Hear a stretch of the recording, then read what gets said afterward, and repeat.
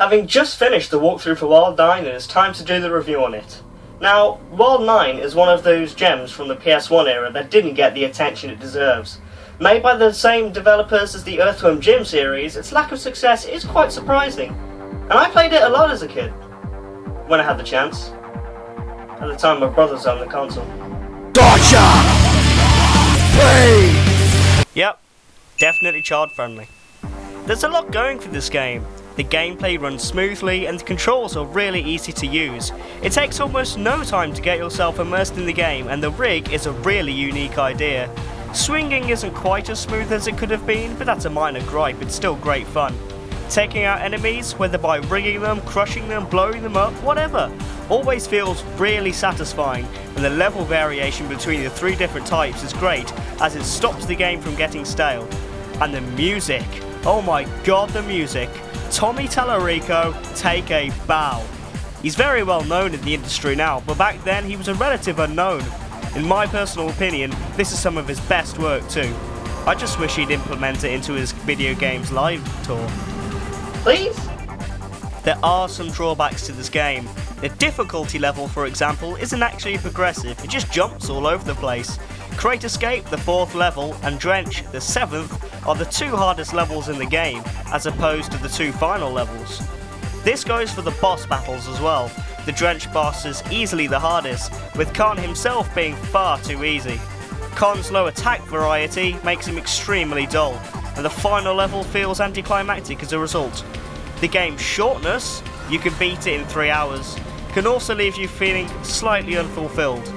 The graphics are also strange in the sense that the most pixelated thing on screen is the main character, yet some of the backgrounds look gorgeous. Honestly though, none of that really matters. You don't really notice most of it whilst you're playing, and this is because the game is fun. More than anything, the game is just pure fun.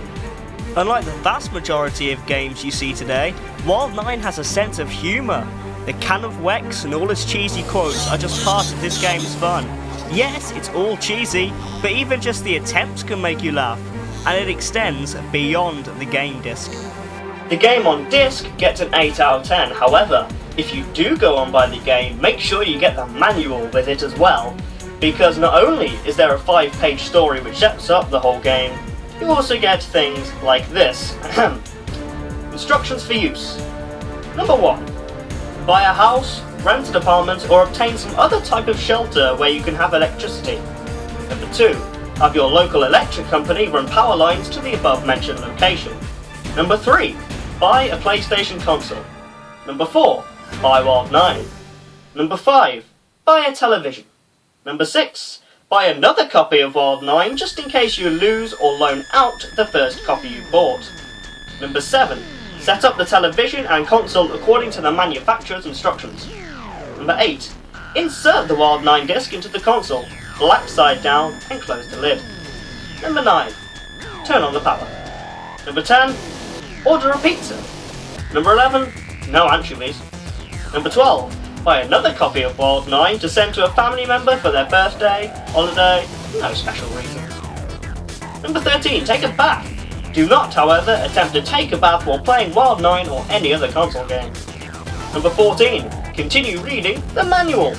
Number 15. Play Wild 9. Seriously, here it is if you want proof. Some of the manual is also written as if Angus was saying it to you, although most of it isn't. It also introduces all the characters, again with a good sense of humour, and even has a story to set up the whole game.